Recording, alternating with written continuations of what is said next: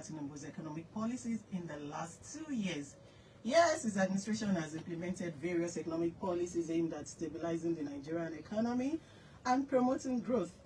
Some notable policies, of course, include the Renewal Agenda, which focuses on revamping the economy, improving infrastructure, and promoting private sector development. The administration, of course, has also implemented policies to improve the business environment, such as reforms to the tax system and efforts to reduce bureaucracy. Good. Of course, one of the significant economic challenges facing this administration is the removal of fuel subsidy, which has led to increased fuel prices and hardship for many Nigerians. While the policy aims to reduce the financial burden on the government and promote economic efficiency, it has had a negative impact on many citizens, particularly the poor and the vulnerable. On the other hand, the administration's efforts to invest in infrastructure development, such as roads and bridges, have the potential to improve the economy and increase productivity, no doubt. But despite these efforts, the Nigerian economy is still facing a lot of challenges, including high inflation, unemployment, and poverty. Many Nigerians are struggling to make ends meet, and the cost of living, of course, has increased significantly. The administration's economic policies have been criticized for being inadequate in addressing the country's economic woes, and there are calls for more protective measures to cushion the hardship of the people. So, as the government seeks to address the economic challenges facing the country, this administration still has 2 more years to go. What she will be expecting, and the areas, of course, we want improvement. But I have in the studio economic analyst to discuss more on this. Is going to be providing us more insights on the show. I have Dr. Samuel Owoseni, expert in sustainable growth and revenue. Expert in sustainable revenue growth. So glad to have you on the program this morning. Yeah, good morning, Nigeria. Good morning, Abuja. Yes, and to be part of the conversation this morning, the numbers to call 090-30,899 or 0809-888-770. I want us to call in to prefer solutions or ways you can do better. I don't only want to believe the policies are bad, right? So the ones that are not good enough, tell us, and tell us what we can do better, what he can do better. Don't forget they have advisors that monitors programs, so suggest ways it can be better, even when you have your, complaints, not just our complaints, but let's try and contribute meaningfully so that they can, at least in the next 2 years, do something meaningful.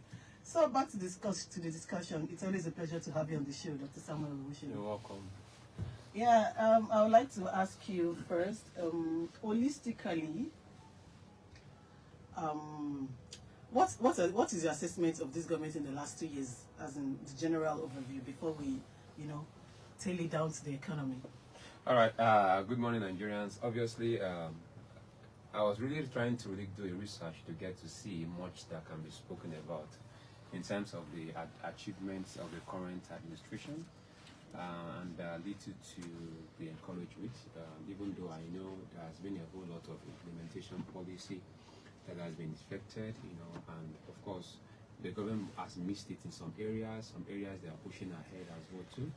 But overall, which of course we can measure the indices from the populace and from feedbacks from people, one would say it has not been that encouraging enough.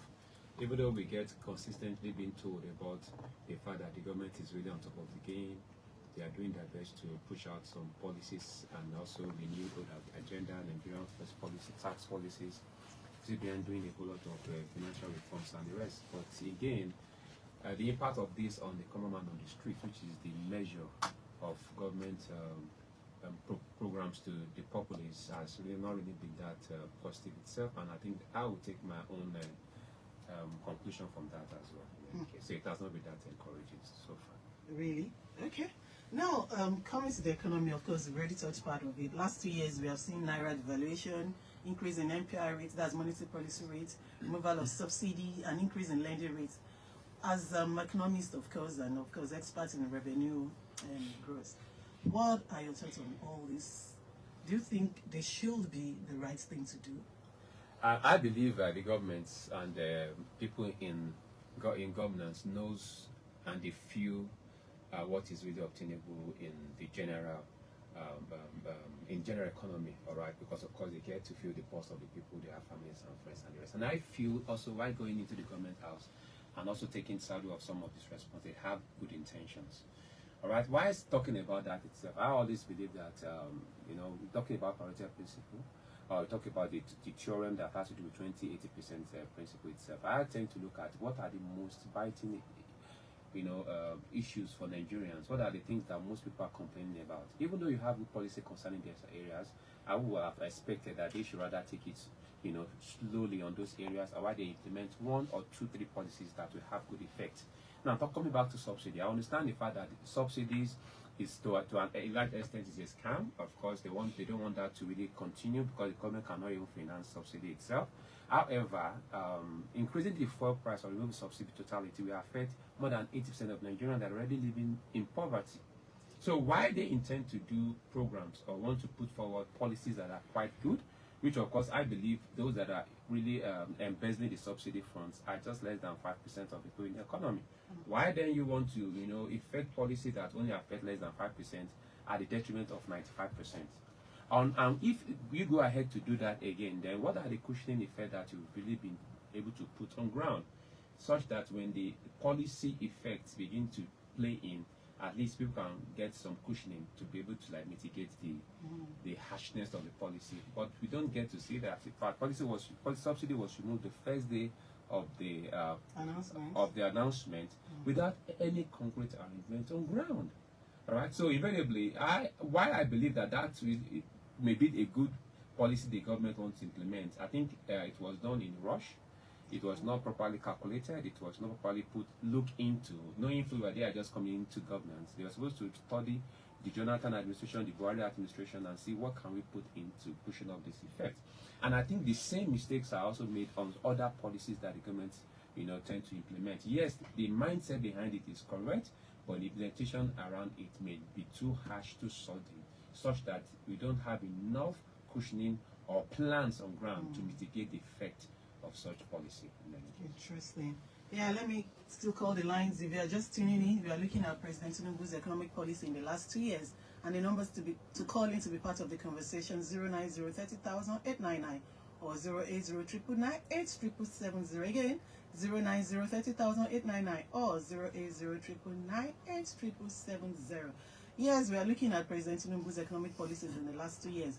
Yeah, Dr. Samuel, I know some Nigerians, they will tell you that these are tough decisions that needed to be made to restore the economy, because there's been in the last years, the economy has been bad, and these tough measures need to be taken to restore the economy. Do you believe these decisions are the right ones to actually restore the economy or reform the economy or make the economy better? Well, I believe the government or the people in governance have the good intention to do to implement those policies, but I feel it has to be holistic. I guess there's a call. Sorry, let's be quick with this call. Hello? Hello? Hello, good morning, okay. Good morning. Thanks for calling. What's your name and where are you calling from? Okay, I'm Sam. I'm calling in from Way. Okay, glad to have you. Can we have your contribution this morning? Okay, so I like the fact that your guest is doing justice to the analysis and all that. And I'm also excited that he's someone because I'm Sam too. So he's representing very well. Okay, so my contribution is that I wish the president hadn't made that subsidy statement. If I was on his board, or if I was an advisor of his, I would have told him to reintroduce, because actually he was not the one that removed the subsidy. The budget of 2023 did not capture subsidy after the 31st of May. So, but he himself announced it, so it is seen that he was the one that removed the fuel subsidy. So if I was advising at that time, I would have asked him to reintroduce, to send a budget, a supplementary budget to the National Assembly, reintroducing subsidy that for like a period of 6 months, so that you use that the period of 6 months to start introducing effects. Introducing measures that will mitigate the effects of the eventual removal of the fuel subsidy.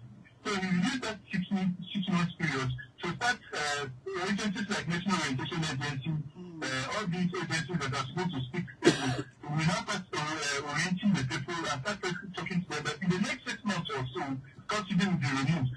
So you have to life changes that are supposed to and then you will start introducing the CNG conversion thing, the CNG power buses, all those things that are supposed to mitigate the effects of the removal. So which will they start cushioning the effect so that once the removal is done, then the economy will not be in a very bad shock.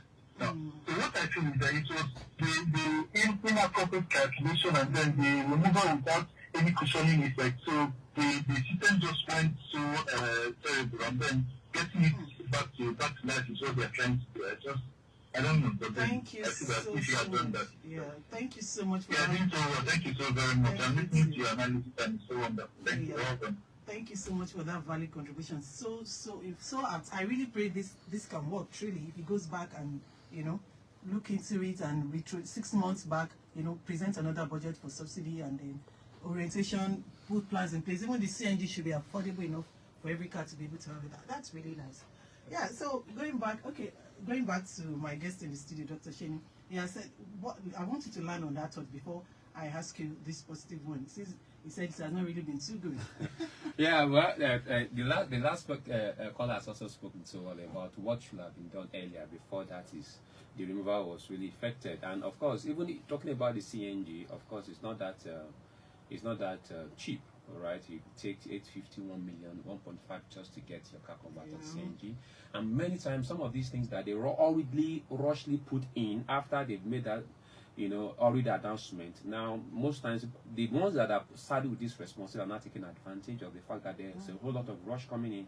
And of course, when there is demand, of course, when there's so much demand, of course, the price goes up in any case. But that aside, going back to the question you're talking about earlier, that is it really the right thing to do for the policy itself and also for the economy? Well, I said that may be a good thing to do, considering the holistic view itself. But again, you are asking us to really tighten our belt, but again, we get to see billions allocated for car purchase.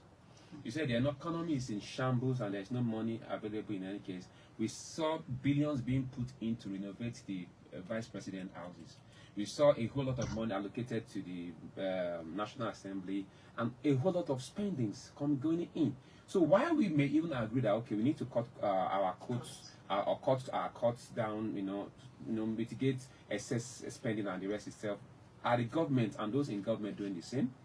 We get to see a whole lot of contingent traveling for an event that shouldn't take more than 5-6 people. We see 20, 70 people going at the same time, spending so much money that is even having effect on the dollar, on the naira itself. All right, and then we see a whole lot of things that are not necessarily going to have a positive impact on the populace being taking place. We see the gigantic elephant project that is being implemented, which of course I don't really have any issue about that, but the billions of naira that is being budgeted for that can be used to, affect the basics, all right, that Nigerians are yearning for. And we're not asking for too much, all right? Let's get the electricity working, energy, all right? Let's get security working itself, all right? Get people to go back to farm, support agriculture, all right? Putting money into health facilities and education, all right? Now, let me take this as an example. Of course, a lot of people are singing the praise of Wike because of what he's doing, which of course we can see, all right? A lot of people are saying that, but then you can see he's doing a whole lot in the area of infrastructure, all right? Roads are being opened up. Not that he has been able to finish up all the whole problems Abuja is facing. We still have issues with the teachers that are on strike and some other stuff that he needs to fix. But the fact that he plunked a whole lot of that funds that he received into areas of critical need.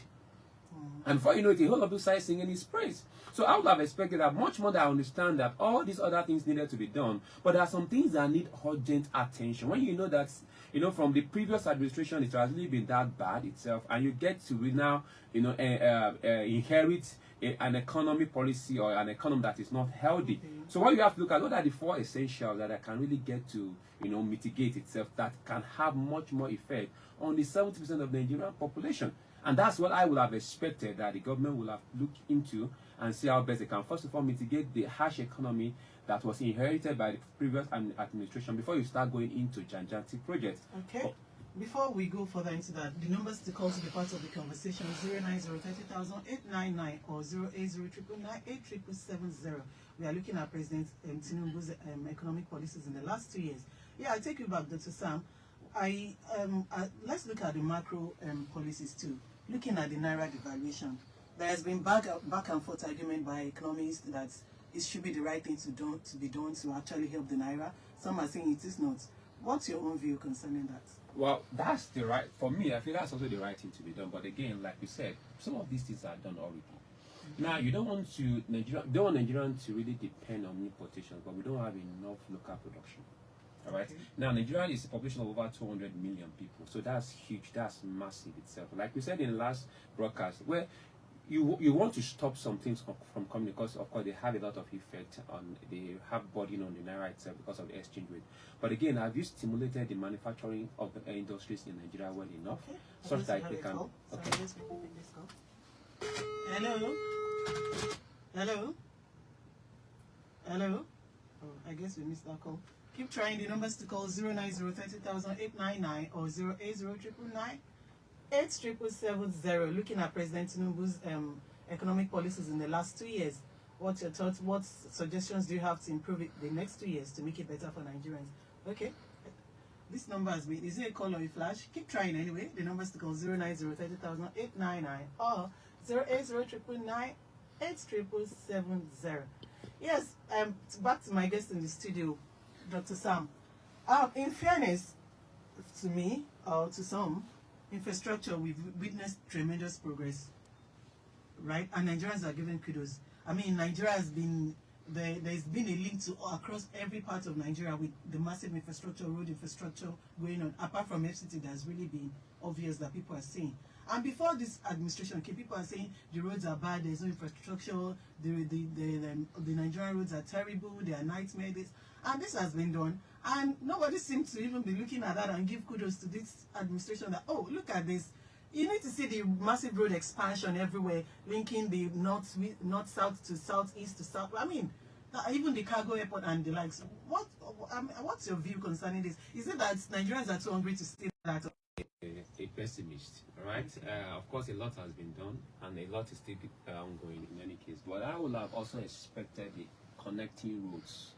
Okay. All right, we need to be intentional about some of these things that we do in terms of infrastructure development. All right, you know, I know the Calabar Lagos coastal is ongoing. The Sokoto Badagry Express connection is ongoing, and so many other big projects are ongoing. But again, what happens to the connecting roads, where we have a lot of thousands of people flying every day?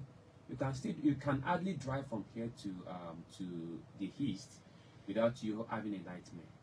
The roads are still very bad, and these are the roads that stimulate economic growth.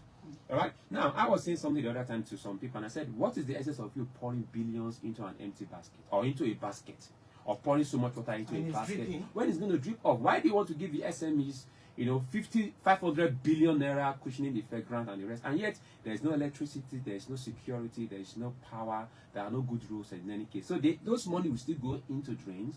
Because of those facilities that are not available. Yes, you're right. A lot of infrastructures are currently being, constructed and they are ongoing. But again, I would have also expected that these funds should be plowed into areas, into road networks that will stimulate economic growth. More importantly, the roads that leads to areas where we have concentration. Yes, I know the Makurdi Abuja road has really been upgraded itself, which is quite which is a good one. All right. Then what else do we need to do? We need to stimulate the farmers to go back to the farms and also connect these roads to their farms as well too. All right. And there are some roads that even if you have to go through those areas to the farms, they are so bad that you can hardly get to the farms because of the road connections and the road networks. And also, some of the produce that is being made or is being produced or being harvested by these farmers, many of them go spoiled even before they get into the cities. Why? Because of the poor road networks. All right, I see a lot of airport being done, cargoes and all the rest coming alongside itself, which is also a good development. But more importantly, we must first of all stimulate economic growth internally before we start talking about exporting. In any case, we must also ensure that we provide basic infrastructures that these farmers need. All right, now we're talking about roads. I'm going to agriculture now. Seed, fertilizers as well too, and also get to give them assurances that when they produce their farm produces itself, of course, they're going to be purchased 100%. All right. Secondly, their lives are secured. All right. The environment is secure for them to be in the farm from morning to evening itself. Not okay. Sorry, I think we have a caller. Hello. Hello. Good morning. What's your name and where are you calling from? I'm calling from Minnesota. Okay, can we have your contribution this morning? Yeah, congratulations, gentlemen, in that studio. All right. Now, what we are talking about the Atlantic project. Yes, Mr. President is making a big mistake. Okay. That Calabar Lagos road can you walk away from your radio set, please? Okay. Still not too good. Turn off your radio set. Oh. Hello. Hello. Yeah. Okay. I think it's better. Hello. It's better now. Go ahead. Better. Okay. So the issue of this genetic project, that is the most annoying part in its policies. Okay. Like the one we talk about from here to east. Okay. There is no road. The Easterners are following it so badly. That many years. Look at this. Huh? The network of the roads there. Complete it. The people will be happy with you. They subsidy everything. They're biting hard. They subsidy. No country they don't subsidize. Look at that. The outside country will copy. America subsidize. Britain they subsidize. Many countries they subsidize issues that concern the populace. But this very well, which one are this government subsidizing? Which one? So the democracy of Tinubu, what are we enjoying? Fighting our bed. So what will you suggest we should do? Now somebody there in the National Assembly will be riding a car of 200 and something million, 100 and something million. A big heart. Oh my God. So what do you think we should do in the next 2 years remaining for his administration? In the next 2 years, let him reverse this subsidy. Restore the subsidy, right? It's such and simple. If you reverse it now, my sister, if you reverse it now, the way things will collapse. Gary rice, beans, all these things will be very cheap now, within 2 weeks, within 1 month. You see it right. It's not magic. It's not magic at all. Let him know. I can swallow my saliva if I make mistake. Right. Let him swallow that very something. And you see the way Nigerians will rejoice and praise him. All right. Thank you so much for your contribution. Thank you so much. Yeah, it should restore subsidy. Everybody has been saying the same thing. Okay. I go back to you, Dr. Sam Owoseni. Now, I would like us to go to the trending gist. The new borrowing thing that is going on. Setting of the borrowing for approval by the National Assembly by Mr. President. And people are like, wow, again? Yeah. Some are saying, of course, when you borrow, it's not bad to borrow for infrastructure, and we've started infrastructure process. People are asking, this kind of borrowing this time around is massive. From China, 3 levels of borrowing. What do you think about this? Is it really right? Yeah. In 2 years of administration, and we are even struggling to pay the salaries, and even the debts we are owing too. So I don't know, what academic theory can we call this? Well, again, in economic policy, borrowing is not really a bad thing to do. Okay. Generally, as long as it's done in a way to really, in a sustainable way that can regenerate itself back within the period of time that is being allocated. But again, currently we have about 21% of our revenue of our budget for debt servicing. Yes. Currently, all right. And even though we had a budget of 59.44 trillion naira, of course, we can only generate 39 trillion naira to really put that in. Of course, we don't have enough revenue to be able to even finance the budget that we are proposing. FRS is giving so much promises anyway. Yes, of course. But then everything is still around 49 trillion. Right? And again, this was a budget that was inflated from 44 trillion, about to 59 trillion. Again, 10 trillion. But yes, so again, you don't even have enough money to finance what you are already proposing, and you're inflating that even beyond.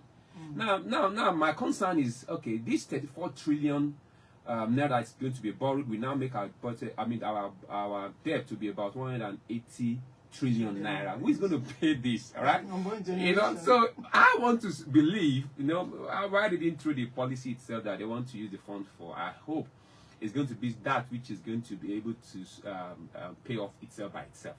So we don't keep accumulating debt for the generations unborn, because we're already in debt for like only God knows when. All right, and now I don't even see reasons why we should be borrowing this much. Again, there's so much excesses. There's so much of spendings that are not necessary currently ongoing. There's so much of budget padding, allocation of funds for project that is already exorbitant. All right. Somebody was saying something, one of the budget this thing, when you say you're doing borrow for 400 million. All right, you buy laptops, cars for 250 million. All right, why? For what? This is just too high. So now you borrow to finance this bogus, exorbitant, propositions that you've already put into your budgetary itself. Then where are we going to? So this money still goes into those loopholes, that are already there in any case, and we keep putting ourselves more into debt upon debt. Few weeks ago, we are applauding the government from paying off certain debts to the IMF, and we say, oh, thank God, at least we can now begin to look at these things. But now again, what do we see? 34 That was even the interest anyway. Yeah, that was the interest. Not even the main loan. The main loan. So again, why all these bogus spendings? I believe governance, in developed countries, we saw what Dodge did in America, where Elon Musk had to come in and cut off several. Elon Musk has resigned now. Yes, he resigned yesterday, of course, which is, of course, yes, but even in the midst of that, I think the guy has been able to put sanity to some areas. That is an issue for different debate, based on different areas of different people's worldview. In any case, but again, one thing that we can't take away from is that it cut off some necessities that are not necessary. And I think even in financing this budget, we can begin to look inwards. Now, I see most times in these budgets, presentations, they keep buying the same thing every year. And these are some things that can last for 5 years. Some of them can last for 3 years.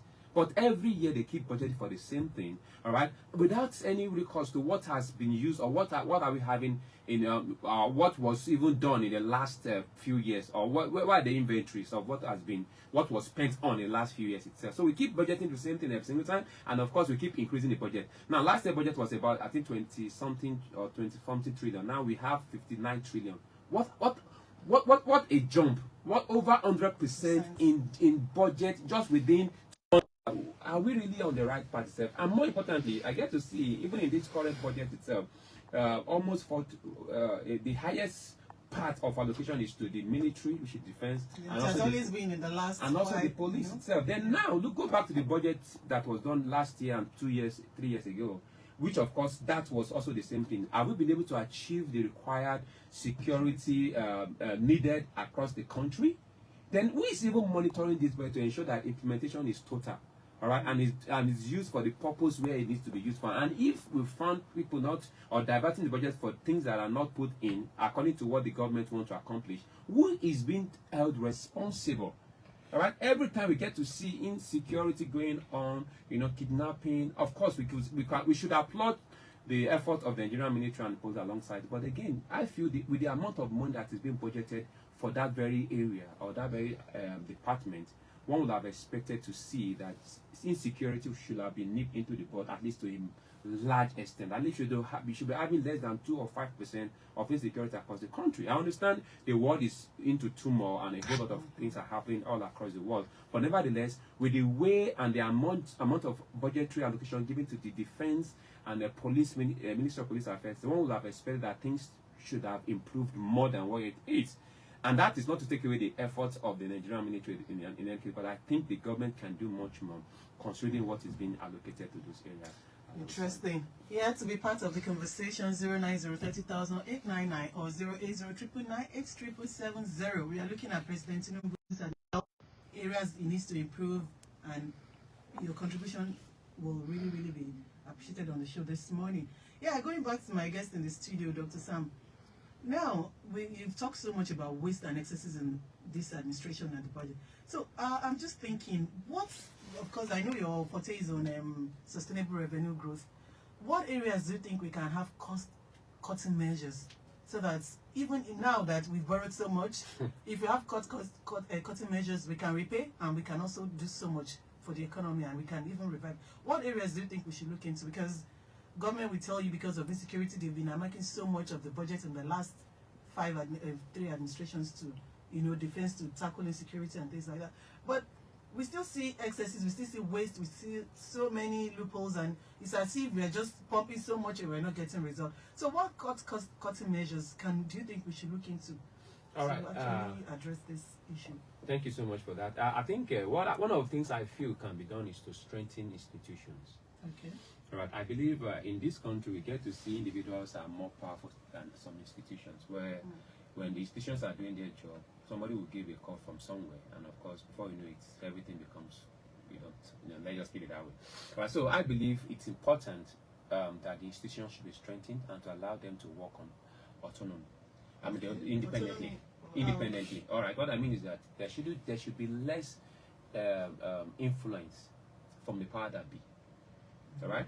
Such that if somebody is found guilty of different practices or malpractices, the person should be put or bring to justice itself using the laws that are available. All right. Now, what do we see here? Somebody has really embezzled so much money. All right. He's arraigned in court. All right. The court does his abracadabra. He comes back to his constituency. He's given an heroic welcome.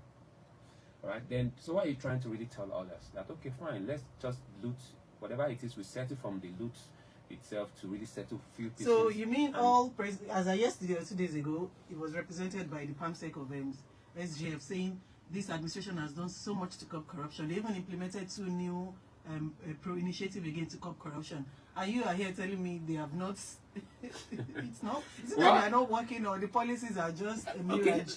Okay. You and I, we are both in Nigeria, all right, and we can see a whole lot of things happening at the same time. Like I said, if institutions are allowed to do their job effectively, now a lot of things are going on. People say if you join APC, of course your sins are forgiven. Which of course I feel that is not true itself.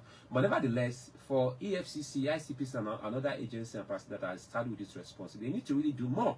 So that the narrative people are portraying to say that if you join APC, your sins are forgiven, can be looked into. But wait, I don't know. Do you think, because some are saying that so far in the last 2-3 administrations, this administration has really done so much in curbing corruption, fighting it. And like, look at what they retrieved from the former CBN governor.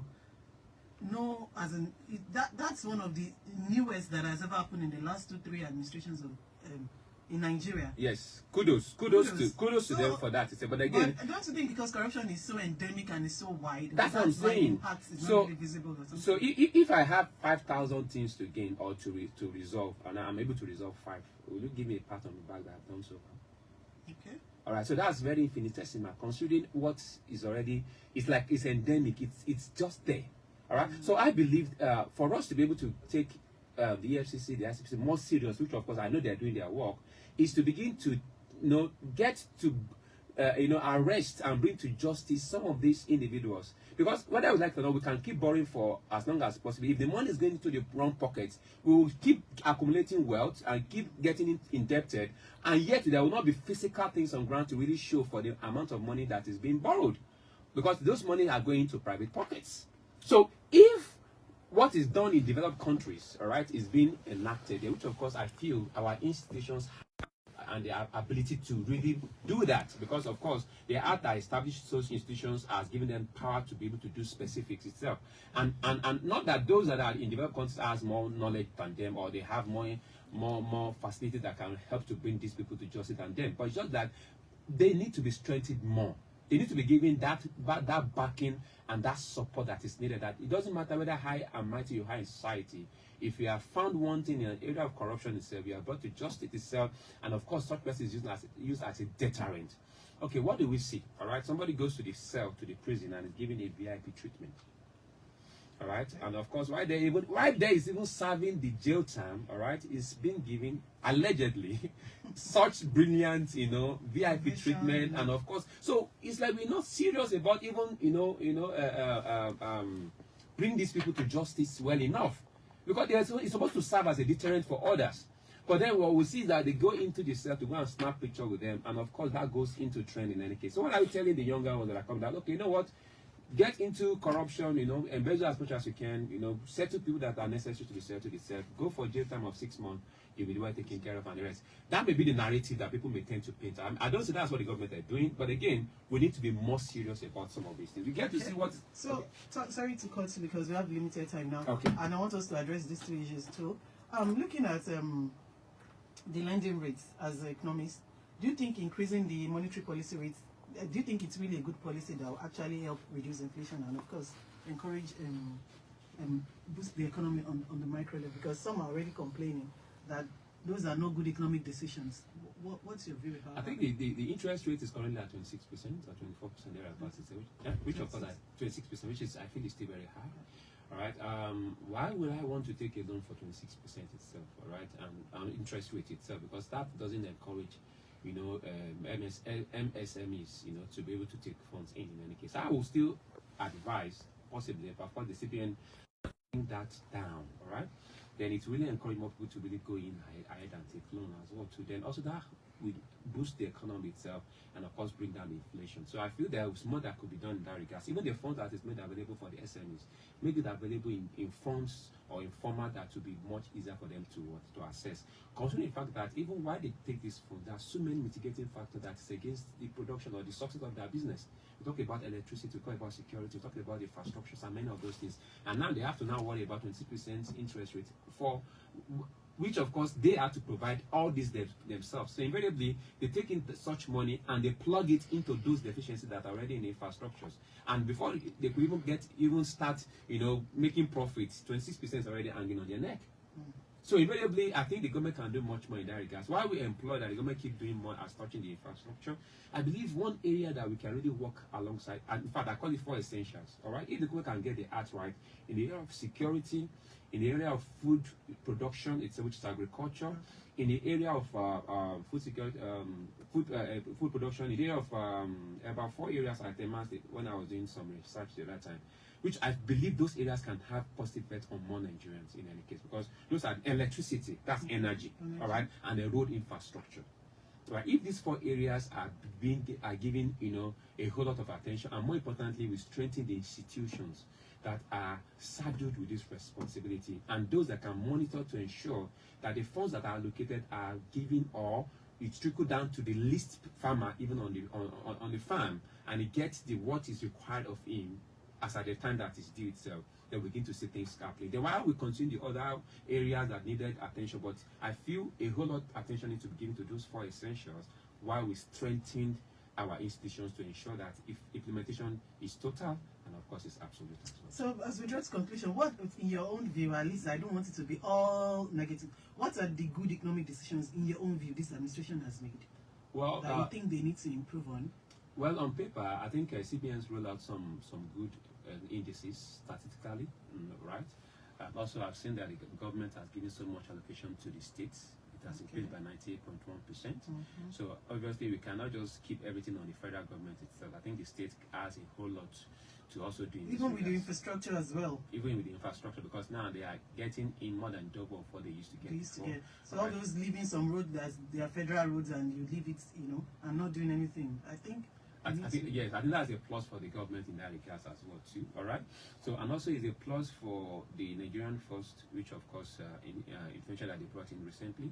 I think if we can give more attention to that itself and implement effectively, that will have a good ripple effect on the economy alongside too. And of course, the government should do more in the area of and also do a whole lot more in terms of stabilizing the naira. Right, so I think these are, yes, they are doing a whole lot in that regard itself. I think money also needs to be done in terms of the fuel itself, PMS availability across the country, and let it be available in such a manner that more people can have access to this as well. So even besides the fact that the government will not want to put back the subsidy in again, or they will not want to, reintroduce subsidy. Or maybe they should give subsidy for CNG or something, just create alternatives. Yes, that was in place, but like I said, because of the demand was so high, and because I know of the truth, I know quite a number of individuals, especially in the commercial sector, that of course the amount they use in doing the CNG for them is almost close to nothing, right? As well as less than. And then the CNG, you can use it with a cheaper amount. You can use it for a month and more. Exactly. So I think they've done some stuff in that area itself, but they need also to touchlight more on those places, because some of the commercial vehicles into CNGs has also hijacked this now. Now we are now seeing private cars taking advantage of that as well too. And okay, like for example, if someone met me last month and he said he wants to really convert his own picnic, Toyota picnic bus into CNG, and they're asking to bring in 450,000 naira. This was what they did for others about 6 months ago for less than 30,000 naira.